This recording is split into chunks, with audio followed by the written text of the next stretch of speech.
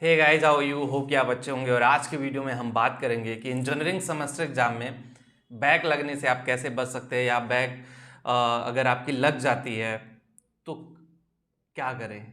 इस पूरे वीडियो में इसके बारे में बात करेंगे। और पहली बार अगर आप करेंगे चैनल पे है, चैनल सब्सक्राइब कर लीजिए और बेल आइकन को प्रेस करिए ताकि हर वीडियो की प्रॉपर नोटिफिकेशन आप लोगों को मिलती रहे।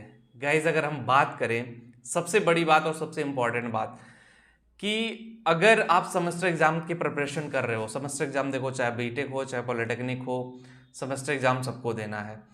अब बीटेक और पॉलिटेक्निक दोनों में सबसे ज़्यादा बीटेक में सेमेस्टर एग्जाम में दब के बैक लगती है भाई। मैंने ऐसे ऐसे लोगों को देखा कि बहुत अच्छा पढ़ने में थे, टॉपर हैं, और बैक लग जाती है। ठीक है, तो उससे आपको बचना पड़ेगा, बैक जैसी चीज़ों से बचना पड़ेगा। बैक जैसी चीज़ों से नहीं बचोगे तो कहीं ना कहीं आपके लिए भारी पड़ जाती है। जरूरी नहीं कि आप कितना पढ़े हो, जरूरी नहीं कि आपको सारा प्रिपरेशन है और आपकी बैक नहीं लगेगी। देखो, इंजीनियरिंग में पेपर भी बड़े कमाल धमाल के आते हैं, आप पूरा पढ़ के जाओ, पता चला आउट ऑफ सिलेबस आ जाता है। हम लोग जब इंजीनियरिंग कर रहे थे तो नेटवर्क सिस्टम करके एक सब्जेक्ट था, जिसमें 80 नहीं 95% जो था वो आउट ऑफ द सिलेबस आ गया था। सोचो, पेपर इतना टफ था बट रिजल्ट अच्छा आया था। और उसमें एक जो चीज़ थी, उसमें मैं 60 नंबर पाया था, 100 में 60 नंबर मेरे आए थे नेटवर्क में। पूरी क्लास में किसी के जो मार्क्स थे वो 40 से ज़्यादा नहीं गए थे। ठीक है, तो देखो, अगर आप सेमेस्टर एग्जाम की तैयारी करो तो सबसे पहले आप अटेम्प्ट करने की कोशिश करो कि अगर ऐसा नहीं कि सेमेस्टर एग्जाम में अगर आपने 50 नंबर का अटेम्प्ट कर दिया तो आपको 50 मिल जाएगा, कभी ऐसा नहीं होता है। मैक्सिमम नंबर आप ट्राई करो कि क्वेश्चन छूटे ना, खास करके थ्योरेटिकल पोर्शन में। और जिनका न्यूमेरिकल अच्छा है वो ट्राई करें कि भाई न्यूमेरिकल पोर्शन को पहले अटेम्प्ट करेंगे। स्ट्रेटजी आप बनाओ, जो ज़्यादा नंबर वाले क्वेश्चन होते हैं, जैसे 10 नंबर वाले जो क्वेश्चन है या 5 नंबर वाले क्वेश्चन है, उसको पहले सॉल्व करो।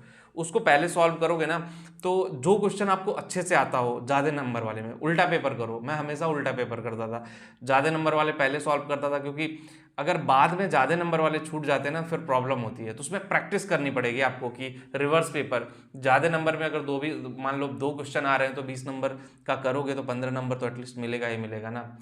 दूसरा ये है कि बहुत सारे लोग सेमेस्टर में बैक क्यों लगते हैं पता, थ्योरेटिकल पोर्शन जैसे इन्वायरमेंट हो गया या पीसी हो गया, प्रोफेशनल कम्युनिकेशन हो गया, इस टाइप के सब्जेक्ट में काफ़ी बैक लगती है। और बैक लगने का रीज़न आप लोगों को पता है गाइस, सिर्फ एक ही रीज़न है और कुछ नहीं है, कि हम लोग गाथा लिख करके चले आते हैं थ्योरेटिकल में।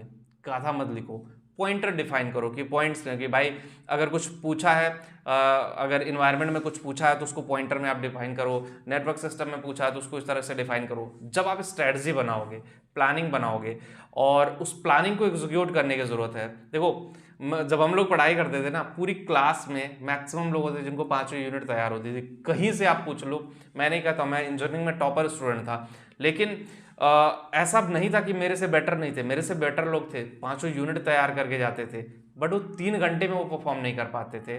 तो फिर वहां पे प्रॉब्लम है ना। अगर आप 3 घंटे वहां परफॉर्म नहीं कर पाते हो इंजीनियरिंग में, दैट्स द मेन इशू। और उस इशू को आपको सॉल्व करना पड़ेगा, उस इशू को रिजॉल्व करना पड़ेगा। जब तक आप उस इशू को सॉल्व नहीं करोगे, इस इशू को रिजॉल्व नहीं करोगे, तब तक शायद चीज़ें आपके लिए बेटर नहीं होंगी, शायद चीज़ें उस लेवल पे नहीं जाएंगी।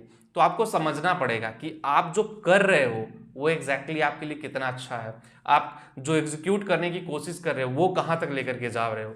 और जो प्लान आपने बनाया है कि भाई मेरा ये प्लान है, एग्जाम पैटर्न आपको किस तरह से फॉलो करना, अगर ये प्लान आप फॉलो करते हो मेरा ना, दुनिया में कोई भी सेमेस्टर एग्जाम हो जाए आप फेल नहीं हो सकते हो। चाहे बीटेक पॉलिटेक्निक हो, कोई भी सेमेस्टर एग्जाम हो, तो आप पहले हायर नंबर वाले को अटेम्प्ट करो, उसका उससे लोअर, लास्ट में आओ सबसे कम नंबर वाले भी। अगर लास्ट में 1-2 छूट भी जाते हैं तो कोई इंपैक्ट नहीं पड़ेगा। अगर आपने स्टार्टिंग से ऐसा करना शुरू कर दिया तो फिर उसमें प्रॉब्लम हो जाएगी, उसमें चीज़ें आपके लिए अच्छी नहीं होंगी। तो एक प्लान बनाइए और प्लान को एग्जीक्यूट करने की कोशिश करिए, चाहे आप पॉलिटेक्निक में हैं चाहे बीटेक में हैं।